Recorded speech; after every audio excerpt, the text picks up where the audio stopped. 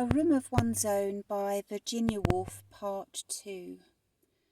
What idea it had been that had sent me so audaciously trespassing, I could not now remember. The spirit of peace descended like a cloud from heaven, for if the spirit of peace dwells anywhere, it is in the courts and quadrangles of Oxbridge on a fine October morning. Strolling through those colleges, past those ancient halls, the roughness of the present seemed smoothed away. The body seemed contained in a miraculous glass cabinet through which no sound could penetrate, and the mind, freed from any contact with facts, unless one trespassed on the turf again, was at liberty to settle down upon whatever meditation was in harmony with the moment. As a chance would have it, some stray memory of some old essay about revisiting Oxbridge in the long vacation brought Charles Lamb to mind. St. Charles, said Thackeray, putting a letter of Lamb's to his forehead.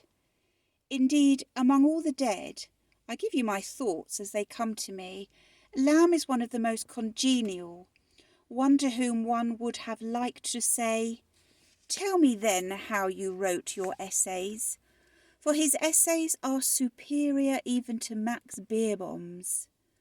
I thought, with all their perfection, because of that wild flash of imagination, that lightning crack of genius in the middle of them, which leaves them flawed and imperfect, but starred with poetry.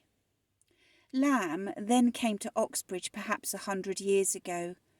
Certainly he wrote an essay, the name escapes me, about the manuscript of one of Milton's poems, which he saw here.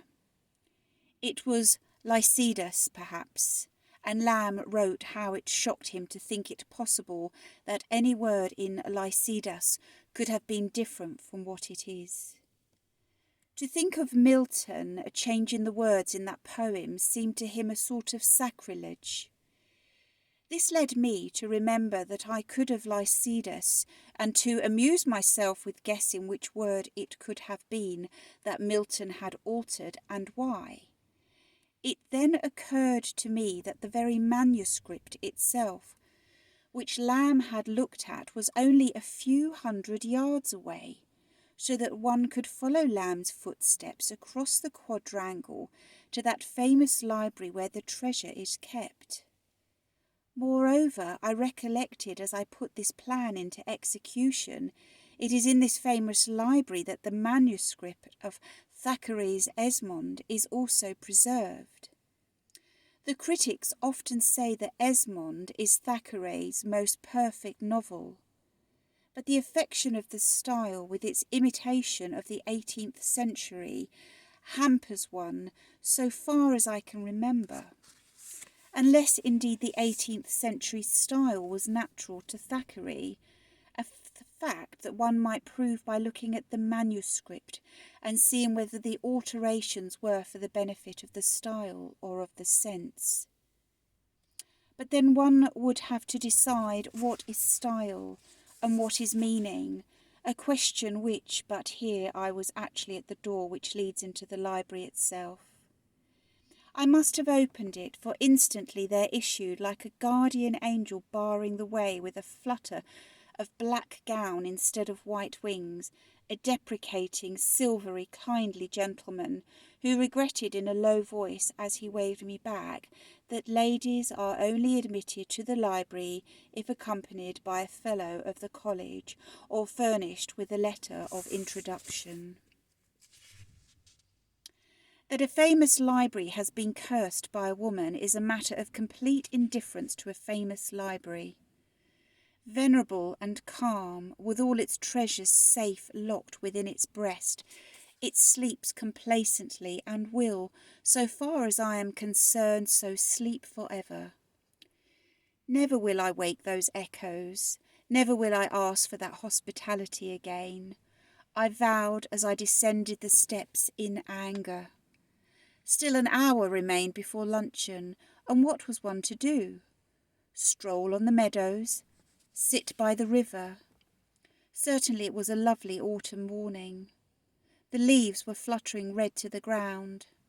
There was no great hardship in doing either. But the sound of music reached my ear. Some service or celebration was going forward. The organ complained magnificently as I passed the chapel door. Even the sorrow of Christianity sounded in that serene air more like the recollection of sorrow than sorrow itself. Even the groanings of the ancient organ seemed lapped in peace. I had no wish to enter, had I the right, and this time the verger might have stopped me, demanding perhaps my baptismal certificate or a letter of introduction from the dean. But the outside of these magnificent buildings is often as beautiful as the inside. Moreover, it was amusing enough to watch the congregation assembling, coming in and going out again, busying themselves at the door of the chapel like bees at the mouth of a hive. Many were in cap and gown. Some had tufts of fur on their shoulders, others were wheeled in bath chairs, others, though not past middle age, seemed creased and crushed into shapes so singular that one was reminded of those giant crabs and crayfish who heave with difficulty across the sand of an aquarium. As I leaned against the wall, the university indeed seemed a sanctuary in which are preserved rare types which would soon be obsolete if left to fight for existence on the pavement of the Strand. Old stories of old deans and old dons came back to mind, but before I had summoned up courage to whistle, it used to be said that at the sound of a whistle old Professor instantly broke into a gallop. The venerable congregation had gone inside. The outside of the chapel remained. As you know, its high domes and pinnacles can be seen, like a sailing ship always voyaging, never arriving, lit up at night and visible for miles, far across the hills. Once, presumably, this quadrangle with its smooth lawns, its massive buildings, and the chapel itself was marsh too, where the grasses waved and the swine rootled. Teams of horses and oxen, I thought, must have hauled the stone in wagons from far countries, and then with infinite labour the grey blocks in whose shade I was now standing were poised in order one on top of another, and then the painters brought their glass for the windows, and the masons were busy for centuries up on that roof with putty and cement, spade and trowel.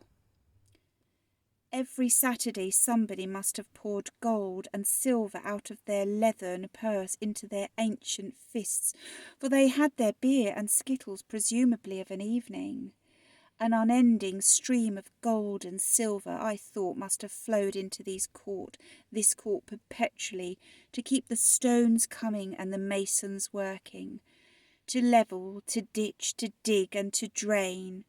But it was then the age of faith, and money was poured liberally to set those stones on a deep foundation. And when the stones were raised, still more money was poured in from the coffers of kings and queens and great nobles to ensure that hymns should be sung here and scholars taught.